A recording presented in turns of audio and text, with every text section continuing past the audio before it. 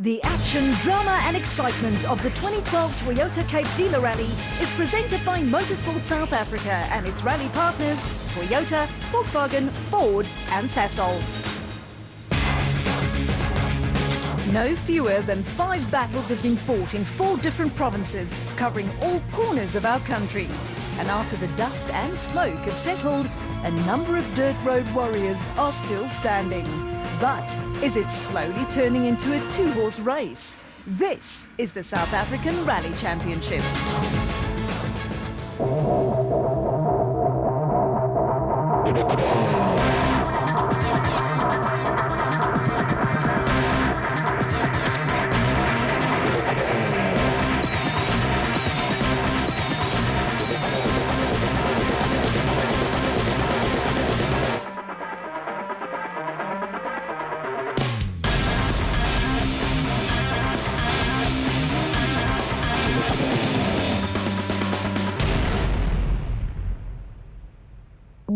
In this edition of the NRC, we revisit the Zululand Battle, also known as the Rally of South Africa, and we bring you all the thrills and spills from the fastest rally of the year, the Toyota Cape Dealer Rally.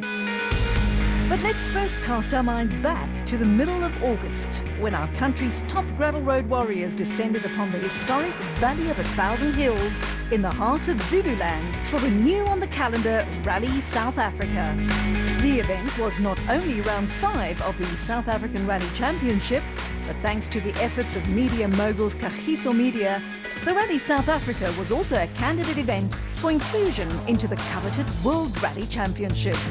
But out on the stages, the drivers had to contend with very tricky and demanding conditions that required every ounce of concentration and driving skill.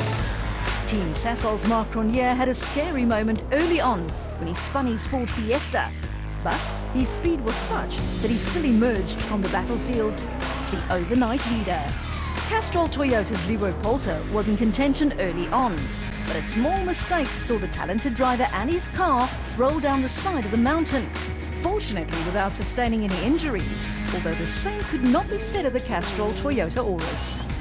And as so many times before, Johnny Gemmell took up the challenge of trying to chase Cronje down.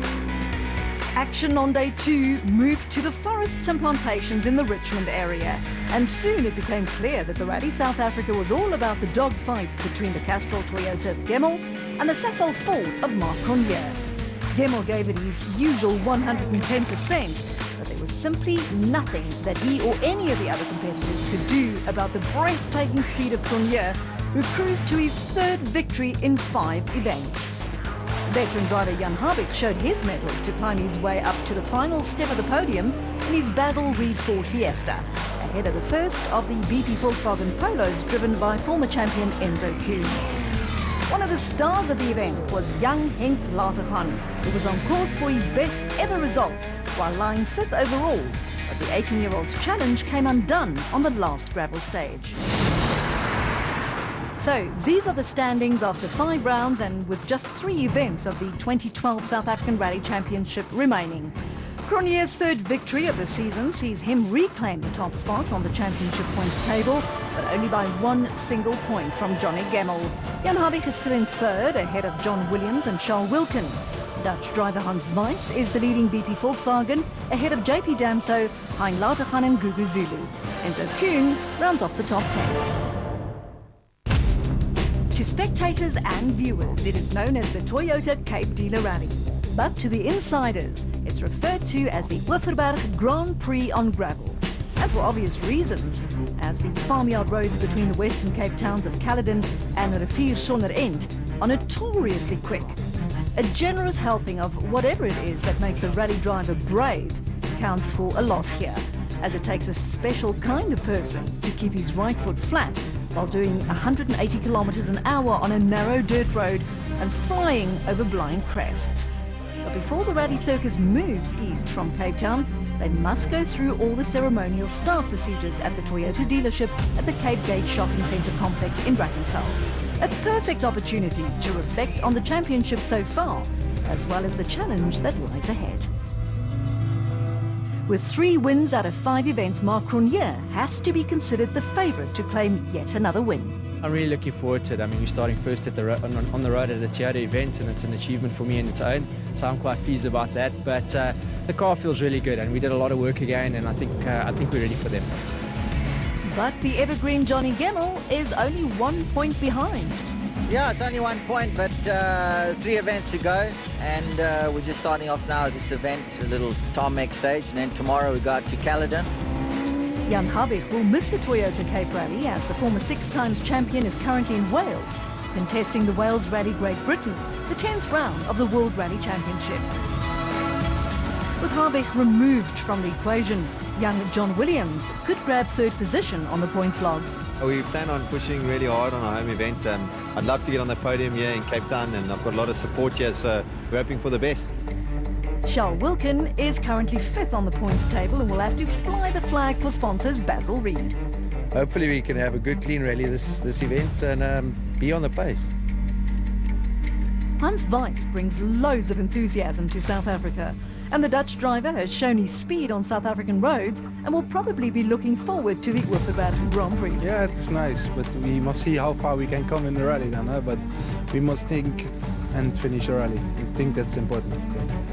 Gugu Zulu is still leading the S2000 Challenge class for older generation 4-wheel drive machines, but he will be wary of the speed of young Henk Laterhan. And speaking of Henk Laterhan, this will be the youngster's first outing in an S2000 on these fast roads, but he has already shown that he doesn't know the meaning of the word fear.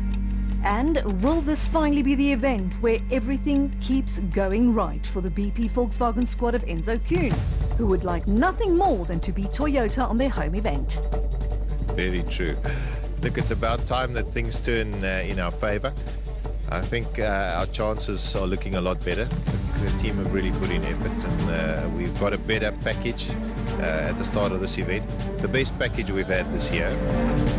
And never discount Cape Townian and local hero JP Damso, who grew up on these rally roads. We've been rallying here for a couple of years, and I enjoy the rally quite a lot.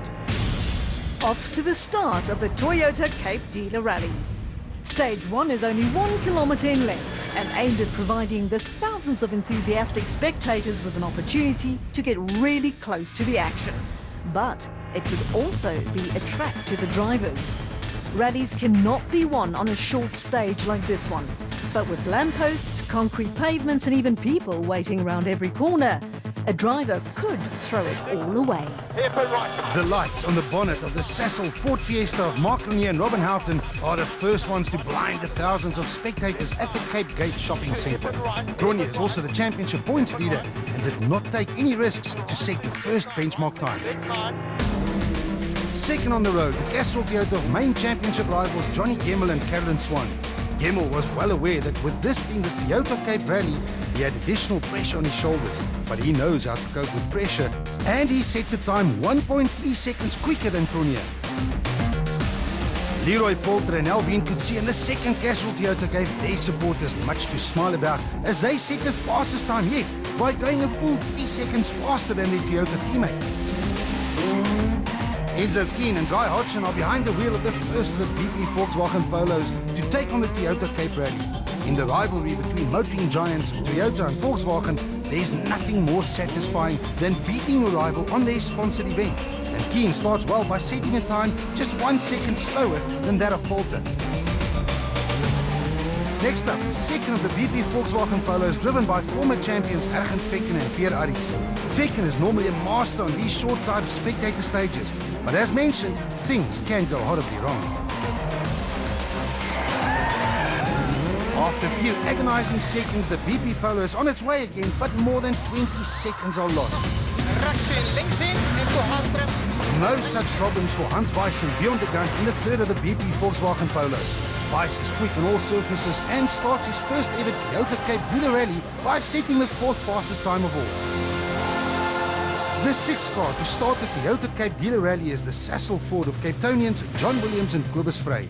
Besides Cronje and Gemmell, Williams is the only other driver to have recorded a win in 2012, and the young Cape Townian starts well with a 6th fastest time.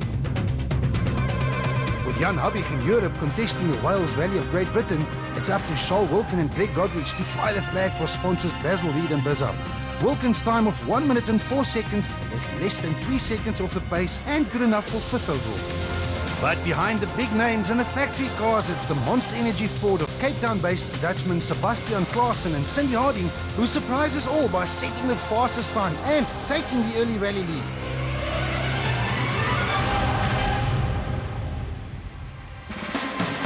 Day one of the Toyota Cape Dealer Rally was a short affair. But the sun rises over the Western Cape, and with it, a new challenge.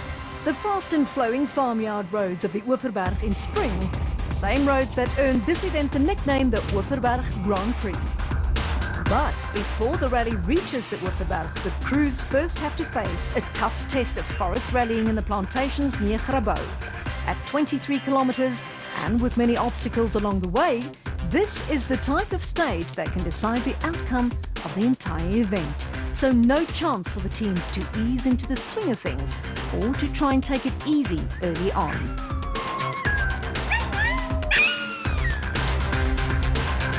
Following his surprise stage win the night before, Sebastian Klaassen is your early rally leader. Yeah, no, cool. It was a big surprise for me and for everybody, I think. But it was a short stage. It's a spectator stage, so there you can push it.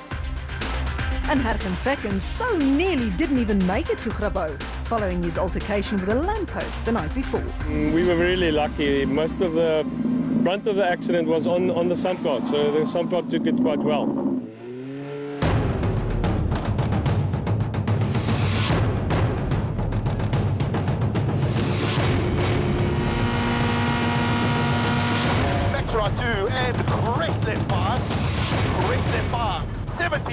As championship points leaders, Mark Rooney and Robin Houghton are the first ones to venture into the unknown. A lot has been said about this stage and just how difficult it could prove to be. But Cronje would have none of it and emerges from the Grabouw forest in a time of 14 minutes and 16 seconds. Yeah, it was very, very slippery, very tricky. As Cronje was the first car on the road, it is very difficult to gauge just how fast his time would prove to be. Gemmell is no slouch, but when the Castrol Toyota cleared the flying finish 14 minutes and 32 seconds after starting the stage, it became clear that Cronje's time was very quick, a full 16 seconds faster than Gemmell, who wasn't worried just yet. Yeah, no, that's a nice stage. Yeah, very nice. Third on the road, the second of the Castrol Toyotas, driven by Leroy Poulter and Alvin Coetzee. Poulter is having a nightmare of a season filled with bad luck, so he would not have been too unhappy with his time of 14 minutes and 43 seconds, albeit 26 seconds off Cronje's pace.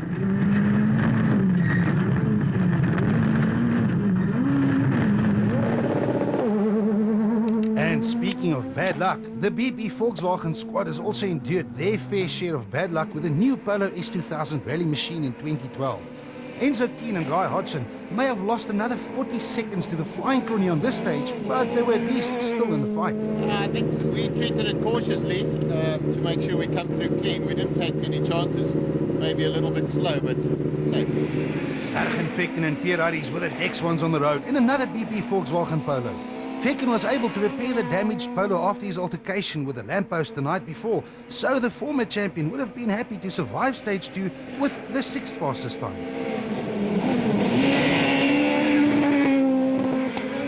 Behind Vekken, BP Volkswagen teammates Hans Weiss and Bjorn de Gant were already doing battle with the Grabouw forests in the third of the BP Polos. Weiss has impressed on every outing so far on what is foreign soil for the Dutchman, and does so again by setting the 3rd fastest time. A time of 15 minutes and 4 seconds for Cape Townians John Williams and Cobus Frey was a full 47 seconds slower than their Sasol teammates. But Williams knew that the rally can be lost on this tricky stage. Battle with a lot of rocks in the line of the corner, so I was sort of dodging rocks mid-corner and very tricky. I think I'm pretty happy to get through without any issues. And so did Charles Wilkin and Greg Godrich. The Basil Reed Ford driver has suffered from countless punctures so far in 2012, with a lot of them very early on in rallies. So a time of 15 minutes and 20 seconds was slow, but safe. Behind Wilkin, young Henk Latergan and co-driver Barry White was the first S2000 Challenge class car to tackle stage 2. Latergan is still in school and was supposed to write exams but instead got rewarded with a 10th fastest time. Yeah, we sort of eased into it. We got it a bit at the end. The Toyota Cape Dealer Rally was also Geniel de Villiers' first taste of these rally roads. The former Dakar Rally winner and co-driver Celeste Snyders acquitted themselves well to record the 7th fastest time behind the wheel of the Imperial Toyota Auris. Yeah, not too bad, you know, it was just very tricky though. It was very loose, you know, it was a bit wet, so the front guys made it very loose. It was also Japie van Niekerk's first outing in nearly 4 months, so Van Niekerk and co-driver Gerard Snyman would have been happy to reach the end of stage 2 in their new Africa Developments Volkswagen Polo. There's been a lot of rocks to deviate. But all eyes were on local hero Jean-Pierre Damso and his navigator Grant Martin. Damso is based in Somerset West, not too far away from stage 2. But the Team Total Toyota driver also opted for a safe and risk-free start and only set the 9th fastest time. Quite slippery and a couple of cars went through in front of us, so it's been turned up, so it's even more slippery. Gugu Zulu and Carl Peskin have been involved in a season-long battle with young Henk Latergan for Super 2000 Challenge honours, and a time less than 2 seconds slower than Latergan's time set the scene for yet another duel between these two talented drivers. Every event on the South African calendar is a long way to travel for Namibian duo of Wilro Dippenaar and Morne de Tooy. But the 19-year-old youngster in his PZN panel beaters and McCarthy Toyota has shown great maturity and talent, and like Latergan Jr. is one to watch in the near future.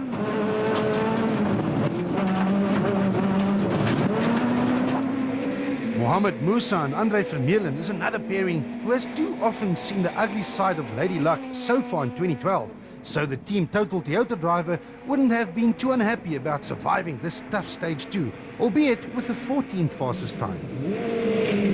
No, it wasn't too bad. I think we were a little bit too conservative and the grip was fine. Actually a very nice stage, I enjoyed it.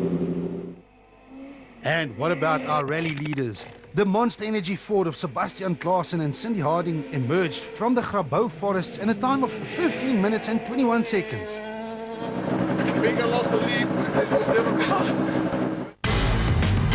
After the first gravel stage of the 2012 Toyota Cape Dealer Rally, the scoreboard looks mighty different from the night before. Marc Cronje blitzed the field to take a comfortable 14-second lead over his arch-rival Johnny Gemmell, with Hans Weiss in an impressive 3rd position. Poulter is 4th and leads Enzo Kuhn by a full 15 seconds, while it is extremely close between Williams, de Villiers and Damso in 8th. Klaasen drops to 9th and Henk Latergan completes the top 10. After a long drive from Cape Town, which included the tricky stage in the Grabouw forests, the crews finally reached the safety of the Dunlop Service Park on the outskirts of Caledon. The first opportunity for the cars to receive much needed attention, as well as a chance for the drivers to reflect on the battle that lies ahead. Even Marc Cronje, now in a class of his own, knows that the real Wofferberg Grand Prix on gravel is yet to start. The initial plan for that stage was to get us in the rhythm, which is basically what it did. It's really, really technical and extremely tough on the notes. But the stages going in here now is really just flat out, so a lot of momentum and building of speed. Although it's still early days, it's already shaping up to be another 2-horse race between Cronje and Toyota's Johnny Gemmell. Yeah, no, that was quite a tough stage, that one. Quite tight and twisty, slippery. And Mark got away a little bit from us in that one, so we just see what we can do in this next one. And 3rd was an excellent position for Dutch driver Hans Weiss on his first visit to the Western Cape. Yeah, I think so, but okay, it was a difficult stage, the first one, or the second one actually, and okay, we had setting problems a little bit, we have a lot of wheel spin, and I think the time was good for the situation we had there. After the break, the Toyota Cape Dealer Rally reaches top gear as the Wofferberg Grand Prix on gravel gets underway on the fastest rally road South Africa has to offer.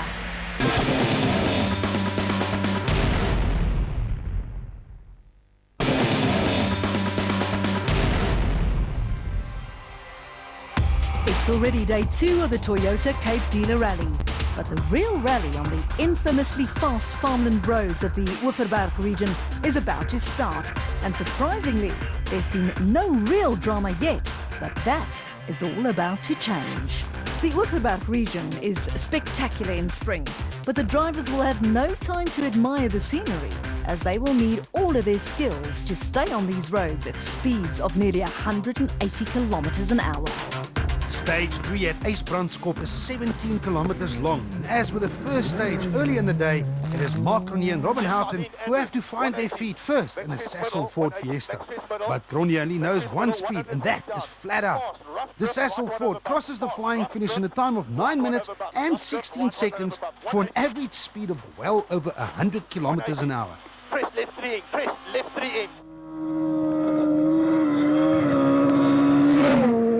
Try to keep a nice clean stage, so let's see. In recent times, Cronje has forced everyone else to raise their game, and no one has done it better than Johnny Gemmell and Callan Swan.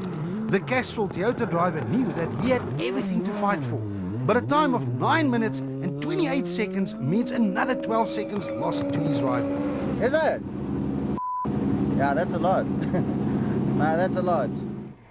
Behind Gemmell, Leroy Poulter and Alvin Coetzee were keen to change their fortunes around, and a time of 9 minutes and 32 seconds may have been 16 seconds slower than the fastest so far, but quick enough for the Castrol Toyota pairing to maintain their 4th position overall. Yeah, I enjoyed it. It was nice, eh?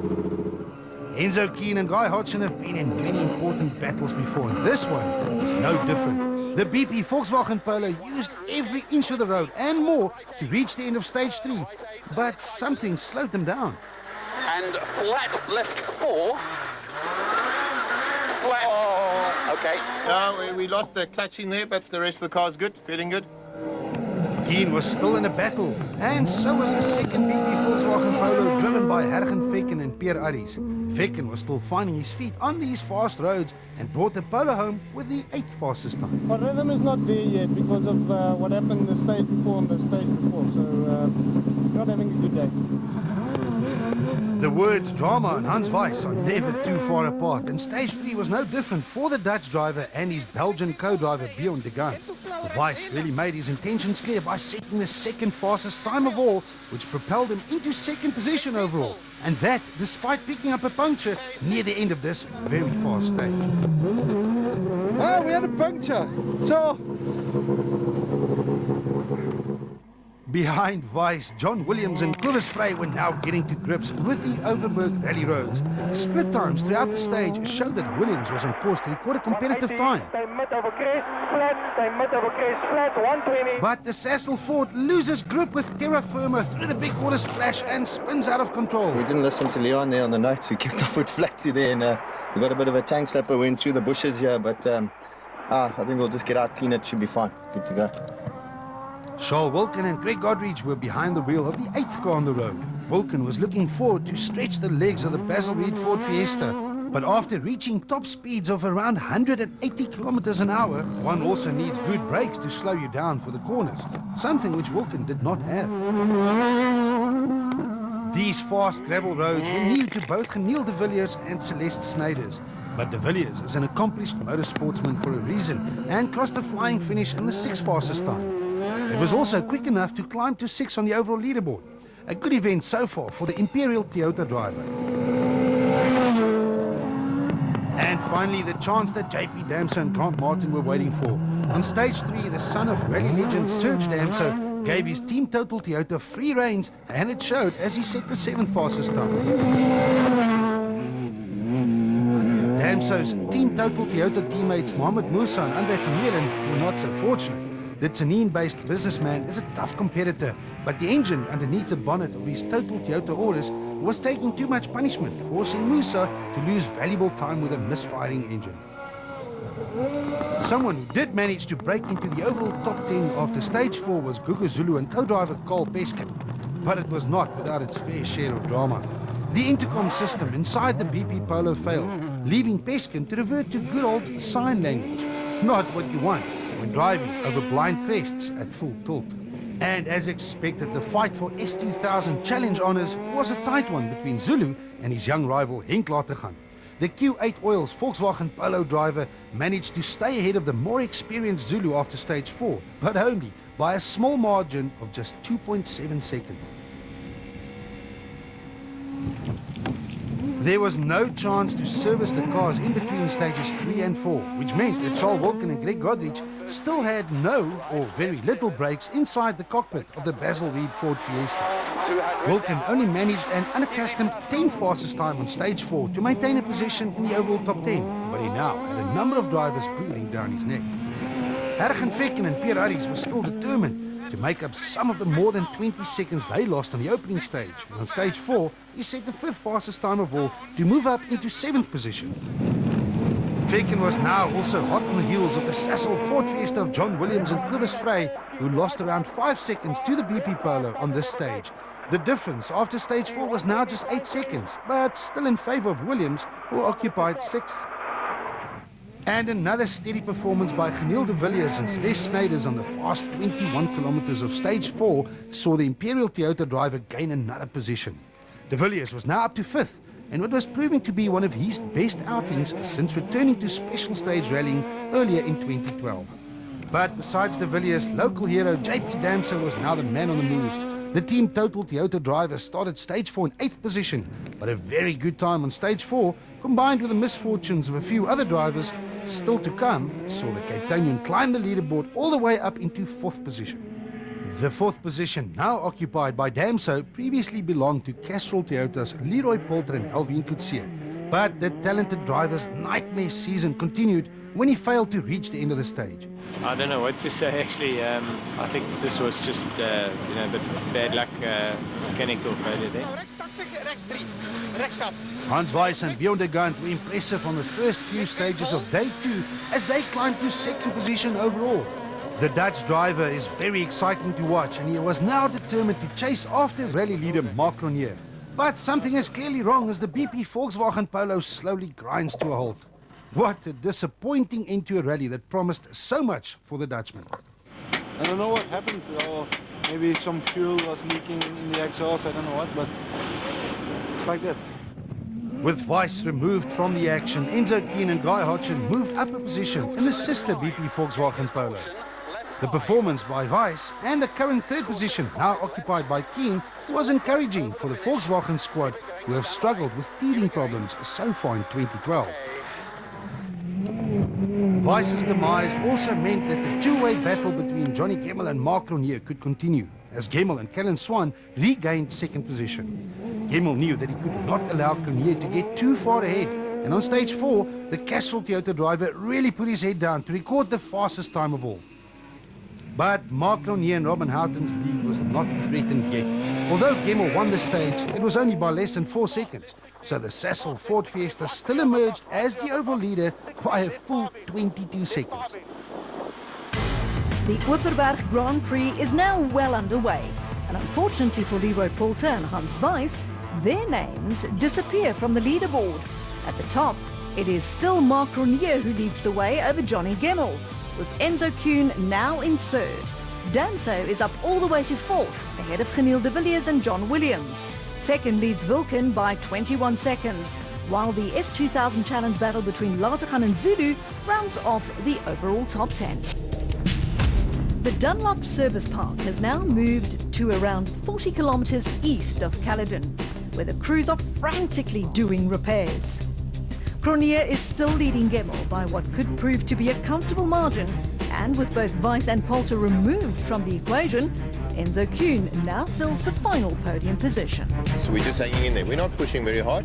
We're finding our feet. It seems the strategy is working. Stages 5 and 6 will add another 32 kilometers of flat-out gravel racing to the 2nd day of the Toyota Cape Dealer Rally. It will also be the last chance of the day for any of the protagonists to try and influence the outcome, as after these 2 stages, the crews will head back to Caledon. With so many top drivers and top S2000 machines, a top 10 position in a stage, let alone an overall rally, is an achievement nowadays. Wildo Dippenaar and Morne de Tooy did exactly that when they set the 10th fastest time on this fast stage 4. And on an open and flat-out stage like this one, times are usually close. Gugu Zulu and Carl Peskin went just 2 seconds faster than the Namibians to set the 9th fastest time. And the battle for S2000 Challenge honours rages on with young Henk Lategan and Barry White setting the 8th fastest time, again just 2 seconds faster than his main rival Zulu.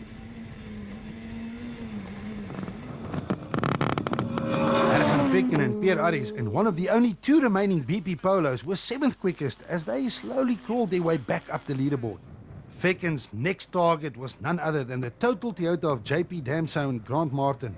But Damso increased his advantage over Fekken on stage 5 by a slender single second. And ahead of them, Geniel de Villiers and Celeste Snyders continued to impress behind the wheel of the Imperial Toyota Auris. De Villiers is also ahead of Damso in the overall standings and extended his advantage by another 1.3 seconds. And finally, a better performance from the Basil Reed Ford Fiesta of Charles Wilkin and Greg Godrich, who managed to solve the braking problems they experienced earlier.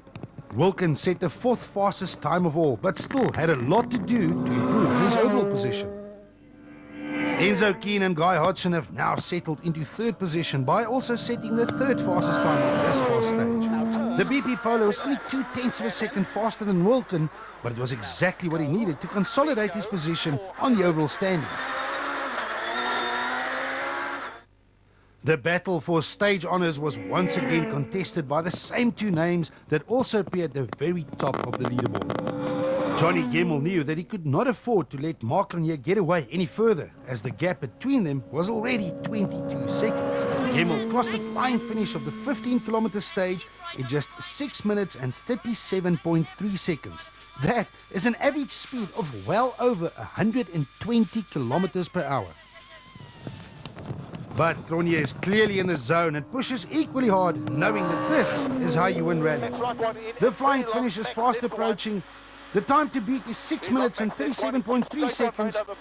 Cronje's time, 6 minutes and 37.2 seconds. It's another stage win, but only just by 1/10 of a second. Well done. That was neat. How's she doing there? It's off to stage 6, the last gravel stage of day 2, and the last opportunity to make a move. But it didn't go well for Hergen Fekken and Pierre Arries, who only managed to set the 10th fastest time in the BP Volkswagen Polo. 4 seconds quicker than Fekken was the Monster Energy Ford Fiesta of Sebastian Klaassen and Cindy Harding, who were clearly still enjoying the thrill of special stage rallying. Japie van Niekerk and Gerard Snyman were now also coming to grips with their new Africa Developments Polo as they set the 7th fastest time. And the battle for S2000 Challenge honours rages on between the Q8 Oils Volkswagen Polo of Henk Lategan and Barry White and the similar BP version of Gugu Zulu and Carl Peskin. Lategan managed a very respectable time, but Zulu went 3 seconds faster to close the gap on the overall leaderboard to under 2 seconds. Ahead of Zulu and Lategan, the Sasol Ford Fiesta of John Williams and Kobus Frey was now settling into a good rhythm and set the 4th fastest time of all. It was also good enough for Williams to gain a few positions on the overall leaderboard.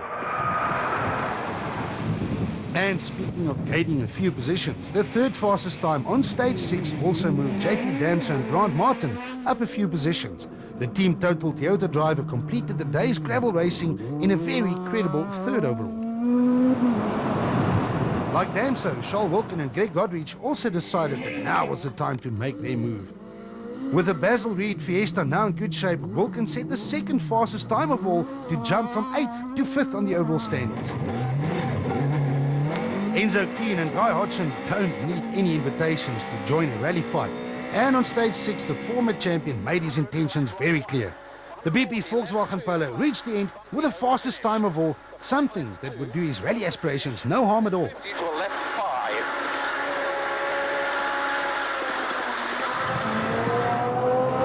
But what about the fight for the overall rally lead between Mark Cronje and Johnny Gemmell?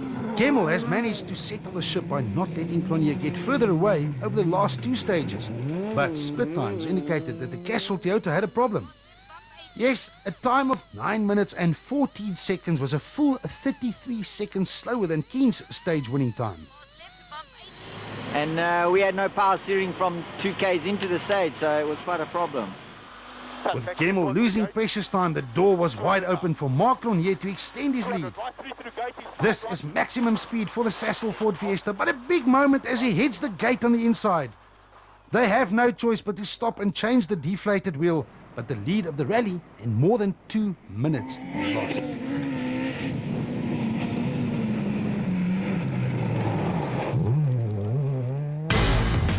Huge drama on the last gravel stage of day 2 sees a number of changes to the leaderboard.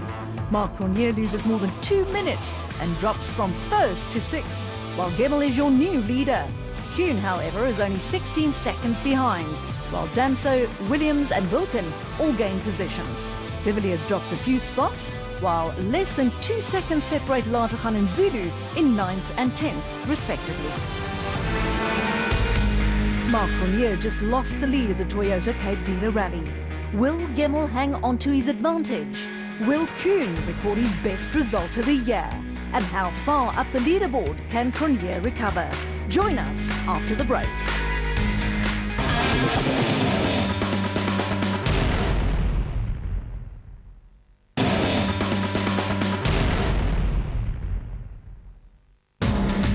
We've just reached the halfway mark of the 2012 Toyota Cape Dealer Rally.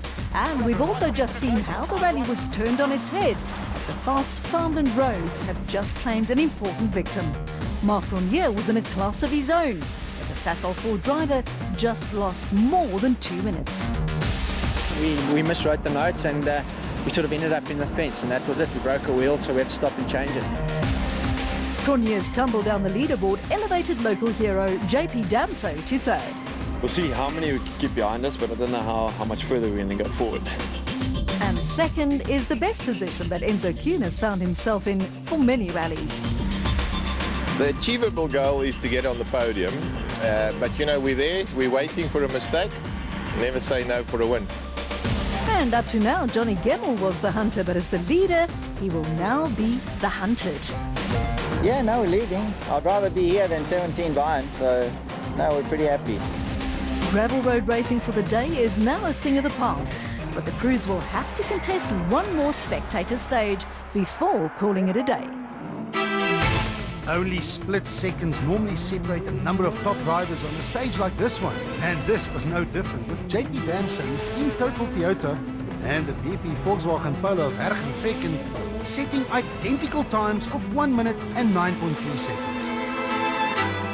Gugu Zulu in another BP Polo set the 8th fastest time, but it was only 0.3 seconds faster than Damso and Vecken.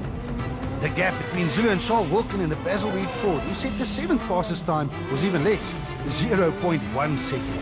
While the new Africa Developments Volkswagen Polo of Jaapie van Niekerk managed to shave another 0.6 of a second off Wilken's time. Enzo Kuhn managed to protect his 2nd position overall with the 5th fastest time, while Marc Cronje started his fight back by setting the 4th fastest time on this very short stage. In fact, Cronje's Sasol Ford teammate John Williams' 1 minute and 8.1 seconds was identical to the time set by Cronje, while Johnny Gemmell managed to extend his overall rally lead with a further 0.4 of a second by setting the 2nd fastest time off. But as with the night before, the stage victory once again goes to the Monster Energy Ford of Sebastian Klaassen and Cindy Hardy. It seems as if Klaassen is quickly becoming a spectator stage specialist, but it did little to improve his overall standing. It's the end of an action-packed day of the Toyota Cape Dealer Rally. Unfortunately, the crews did not have long to rest, as the final day of the Toyota Cape Dealer Rally started early, with the same fast roads winding their way through the Oeverberg, just waiting to penalise the smallest of mistakes. Stages 8, 9 and 10 are exact repeats of stages 4, 5 and 6 from the day before, so the drivers will be familiar with the roads. Expect the times to be much faster than the times from the day before. There were now many battles raging for top 10 positions and valuable championship points. The BP Polo of Gugu Zulu started the day with a slender 0.7 second advantage over his young rival Henk Lateghan in the Q8 Oils Polo. Zulu's intercom problems from the day before seem to have been sorted, as he managed to increase his lead over the youngster by another full 3 seconds on stage 8. An overshoot by Lategan Jr. on stage 9 saw him lose another 12 seconds, and although he fought back bravely on stage 10, he only managed to steal 4 seconds back. So with just a few stages to go, it was Zulu who had a gap of 11 seconds over the young pretender.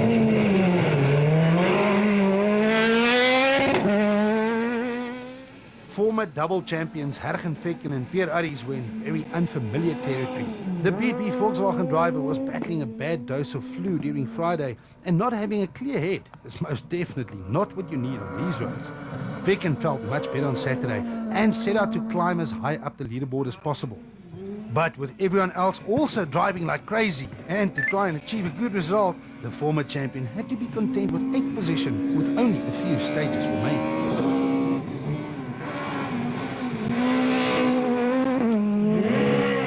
Ahead of Fekken, it was extremely close between a number of top drivers, as single seconds could mean the difference between 5th and 8th.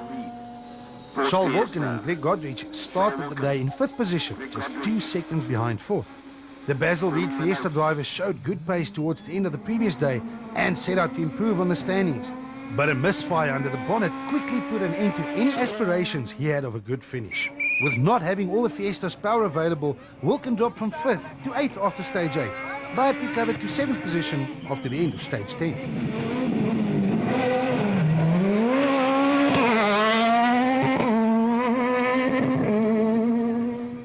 While he saw drivers come and go all around him, Geniel de Villiers focused on the task at hand and drove consistently fast to maintain his 6th position. It was the Dakar winner's first outing on the Oeverberg roads, and only his 2nd national rally with Celeste Snyders sitting in the hot seat, all of which made de Villiers' performance even more remarkable.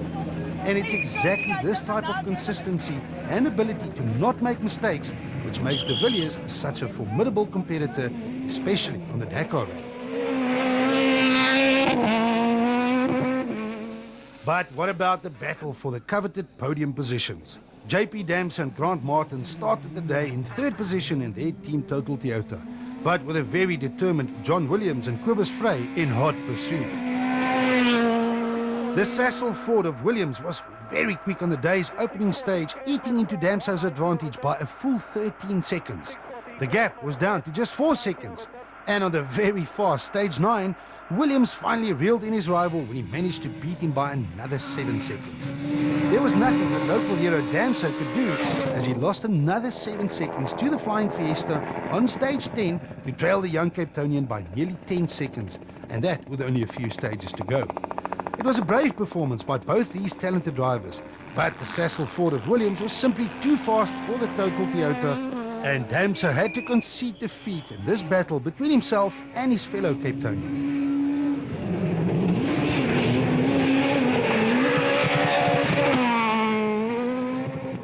While Damse and Williams were fighting it out for what they hoped would be the final podium position, Mark Cronje and Robin Houghton were now on a charge back up the leaderboard. This Sassel Ford Fiesta driver again displayed superior pace as he set out to catch his rivals. Cronje started the day down in 6th, but a stage win on stage 8 saw him climb to 5th. Another fastest time of all on stage 9 saw him overtake both Williams and Damse in one fell swoop, while yet another victory on stage 10 moved him to within striking range of 2nd position. This was a dominant performance.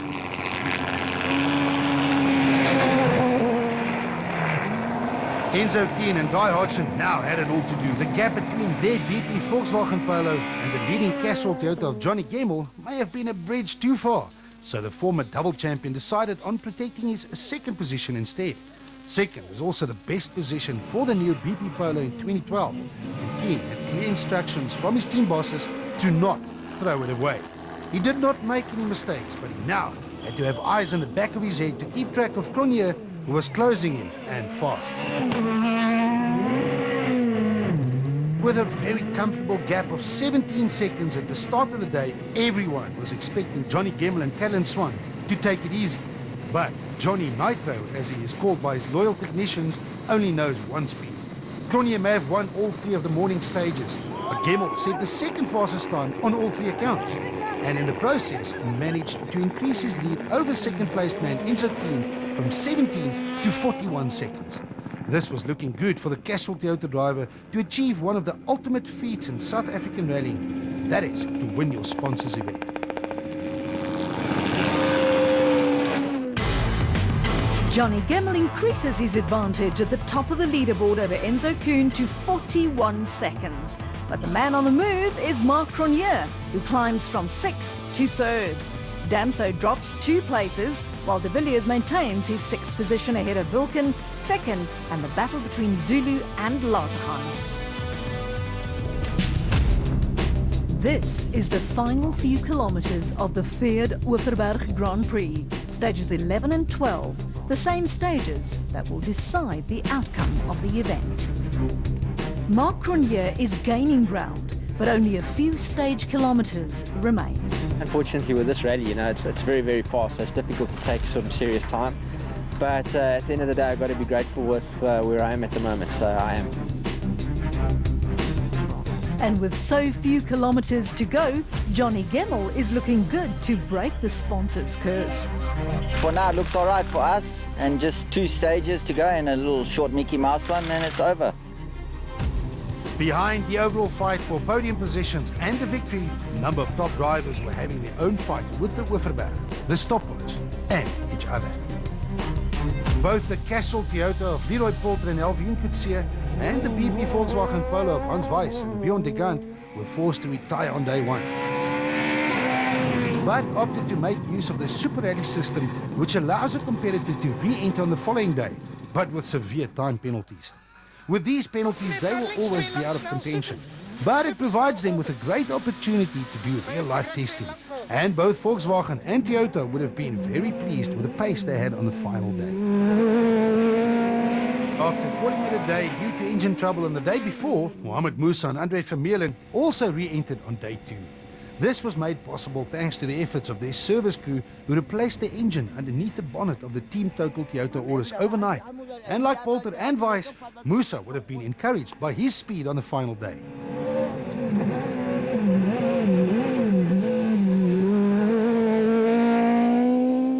Ahead of them, Wilro Dippenaar and Morne de Toey enjoyed a baptism of fire in the Oeverberg behind the wheel of the PZN panel beaters McCarthy Toyota. It was the young Namibian's first outing on these roads, and he will return to Namibia with a 3rd place in the new for 2012 S2000 Challenge class.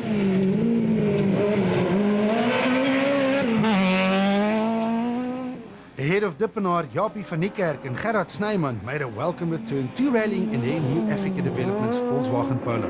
Van Niekerk had a few niggles inside the car which slowed him down, but he returns home with a 12th place finish. And ahead of Van Niekerk, Monster Energy 4 driver Sebastian Klaassen and co-driver Cindy Harding just missed out on a top 10 finish. But at least the Cape Town-based Dutchman goes home with the distinction of having won 2 stages. The impressive run of schoolboy Henk Lateghan and co-driver Barry White continued with the Q8 Oils Volkswagen Polo driver putting in yet another good performance here in the Western Cape. Lateghan just missed out on the S2000 Challenge victory by a mere 11 seconds, and that after 200 kilometers of special stage rally.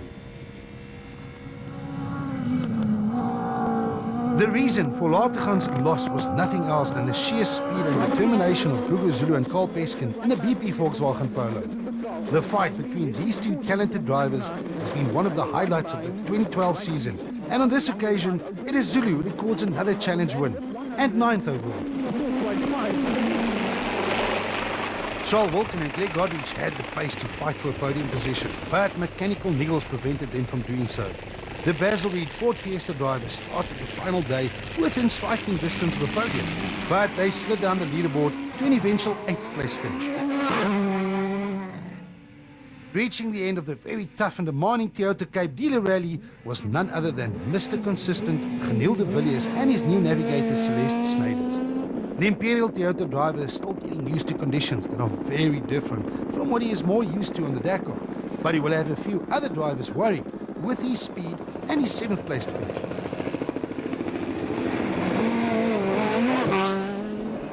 Ergen Fecken and Pierre Aris finally came good towards the end of the event, setting a few very impressive stage times in the BP Volkswagen Polo on the final day, leaving Fecken to ponder what could have been had it not been for his flu and the lamppost he hit on the first night. They overtook a number of drivers on the final day, including De Villiers, to finish 6th by a mere 0.2 of a second.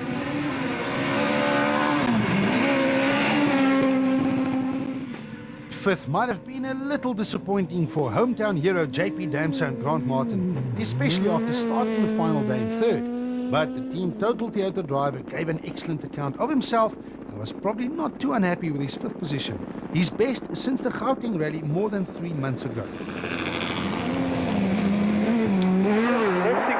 Besides Gemmel and Cronje, Sassel 4 driver John Williams and Kobus Frey is the only other driver to have won an event so far in 2012. This year's Toyota Cape Dealer Rally did not quite yield the same result, but a very solid 4th place finish will now move the Cape Townian up into 3rd in the overall title chase.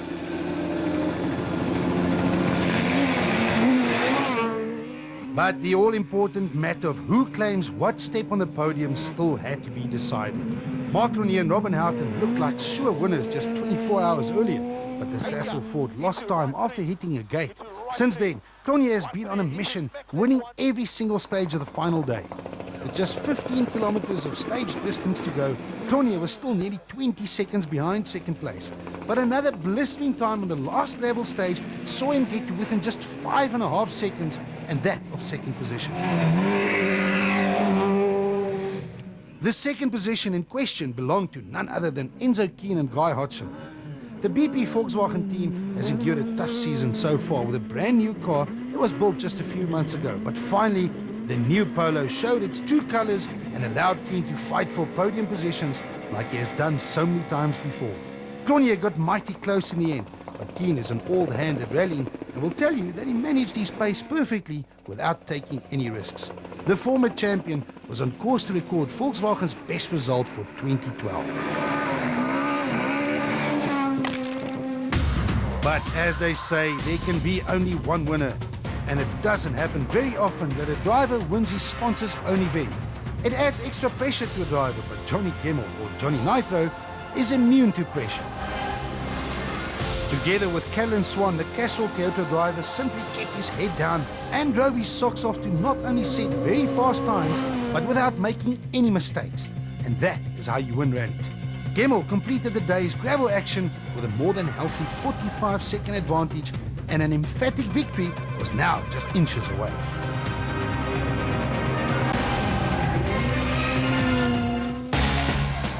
Well, maybe not inches, in fact exactly 1.27 kilometers. The final showdown of the 2012 Toyota Cape Dealer Rally is a repeat of the short spectator stage from the day before, in front of an appreciative crowd at the Caledon Rugby Club. Cronje still had 5 seconds to make up to catch Kuhn for second position, and although he managed to beat Kuhn on this short stage, it was only by 0.2 of a second. A great comeback and third position for the Sasol Ford Fiesta driver. Kuhn, however, knew exactly what he had to do. The BP Volkswagen driver stayed clear of trouble and pavements and reached the end of Volkswagen's best result of 2012. But the Toyota Cape Dealer Rally was all about one man and his lady co-driver Carolyn Swan, who braved the fast pace of the Witwatersrand Grand Prix.